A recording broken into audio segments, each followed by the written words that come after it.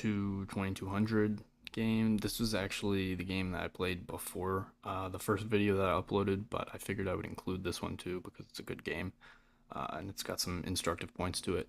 So I was 2096, I guess, at the start of this series that I'm going to be making. And this was another 10-minute game. I was playing a 2033. And let's just jump right in. So he started with e4. We had pawn to c5, Sicilian defense, and then pawn to c3. So this is my least favorite variation, the alapin Sicilian. This is really, really annoying to face. White just chooses to go for a big center right away.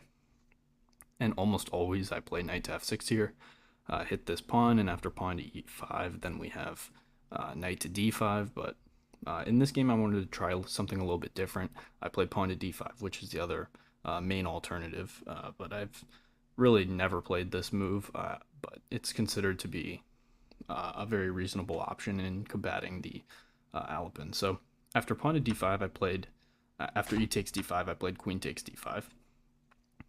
And then white chooses to play pawn to d4. And I just choose to develop normally, knight to f6, knight f3, knight c6, just get the knights out, and white goes knight a3, which is a pretty common move. I'm pretty sure if we go over to the book over here, knight to a3 is a common move. I guess it's the fourth most common, but it's been played 181 times. Looks like it's less good than some of the other moves played. Bishop e2, bishop e3, bishop d takes e5, bishop e2, bishop d3, and d takes e5 are all pretty reasonable moves, but I've definitely seen knight to a3 before, maybe not in my own games, but just in general. The idea is that either white wants to play bishop to c4, knight to b5 threats. There's all kinds of stuff looming when the knight goes to a3. So bishop to g4 was played, and it looks like this has been played 100 plus times, so we're still in known territory, and white played bishop to e2. In this position, I just choose to play e6 and just play very solidly. The engine prefers probably something a little bit more aggressive, like taking on d4 and giving white a isolated pawn. So if c takes d4, c takes d4, this pawn is now isolated and weak. But in the game, I played pawn to e6. I really just want to get this bishop out and castle, or maybe recapture on c5 with the bishop if possible. And white chooses to play knight to b5. So this was kind of expected. When white played knight to a3, I kind of knew that white was going to play knight to b5 at some point and look for the family fork. So I choose to treat this with queen to d7. It looks like this position has been reached 3 times. And after h3, I go bishop f5. So this is where I kind of deviate from known territory. The engine really strongly prefers playing bishop takes f3, and after bishop takes f3, then you just kick the knight and say, okay, why'd you play knight b5? And then I think all of black's problems are pretty much solved in this position. But instead, I didn't want to give up the bishop pair, so I choose to play bishop to f5. Also, it seems to prefer bishop h5, but bishop f5 really isn't all too bad. It just really thinks that white is doing pretty fine after knight to e5, because after knight takes e5, d takes e5. It looks like I have to go knight to d5, and it doesn't really prefer this queenless middle game, because maybe this knight can sink into d6 or threaten knight c7. If queen takes d1, bishop takes d1, looks like knight to d5 is the only move. If you go rook to c8, white can simply just take this rook, or take this knight, and there's no other knight move. So you got to defend this fork. In the game instead, after bishop f5, white chooses to play bishop to f4, which is a pretty logical move, just looking for this knight to c7 check. But I think he overlooked knight to d5, hitting his bishop and also defending the fork. Bishop h2 is played, pawn to a6, kicking the knight and saying, okay, what did you play knight to b5 for? And now I think black is doing pretty well here. So here, white really starts to go astray. So after pawn a6, I mean, really, white should probably just play knight a3. C4 is also a reasonable consideration, because after c4, a takes b5, then you can take on d5. But after queen takes d5, I'm really just going to be up a pawn here, I think, for the most part. Bishop takes b5 is playable, but then c takes d4 comes.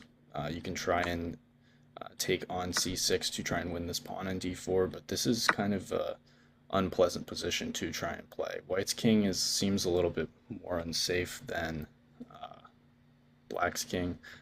Engine suggests queen b5, which is kind of a really annoying move because bishop to b4 check would then be threatened, and white is no longer able to castle after queen b5, so this position really looks unpleasant for white. So the engine suggests maybe a4, but then after bishop b4 check, knight d2.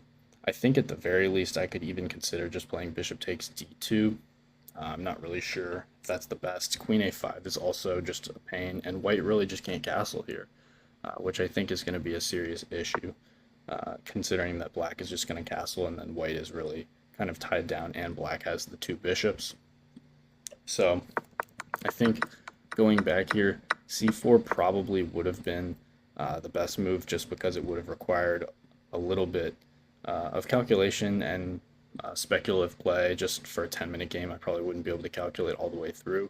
But instead of playing c4 or retreating, white chooses to compound a bad move, which was bishop f4, which got countered with knight d5, with another bad move, which is pawn to a4.